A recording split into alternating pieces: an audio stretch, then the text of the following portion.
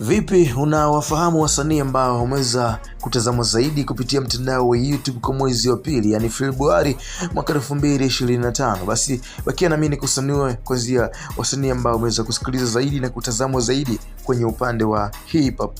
Bwana, kwenye upande wa hip hop Tanzania, hii ndo top 10 ya wasanii ambao wameweza kutazamwa zaidi kwenye mtandao huo kwa mwezi huu Februari.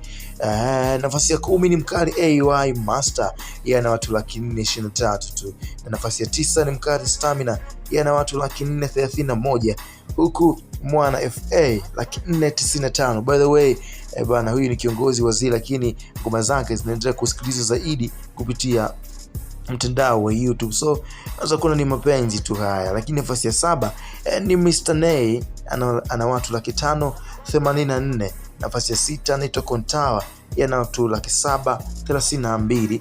Kwa upande wa nafasi ya 5 yupo Young Killer, ana watu 790. Hiyo bana. Nafasi ya 4 ni mkali Professor J, yeye ana watu 1.1 so bana. Nafasi ya pili ni Billnass Nenga, bana, hitmaker wa ngoma anaitwa Boda Boda, hiyo bana, akiwa na Mbosso Kane, ambayo imeshaweza kufikisha watazamaji bilioni 2 kwenye mtandao wa YouTube, sio?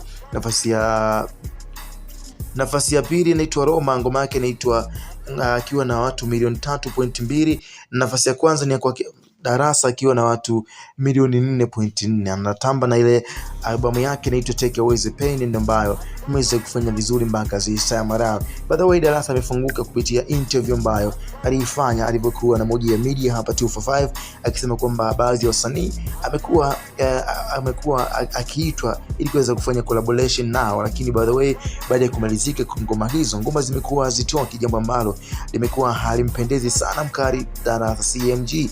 Bana, niambie ngoma gani ambayo inaikubali zaidi kutokea kwa Darasa? Ameendelea kusukuma, ameendelea kusumbua kinoma kupitia mtandao wa YouTube Tanzania. Kwa upande wa wasanii wa hip hop, na hii imekuwa nomo kabisa kwa upande wake. Maoni yako ni yapi? Tukutane kwenye sehemu ya comment hapo chini.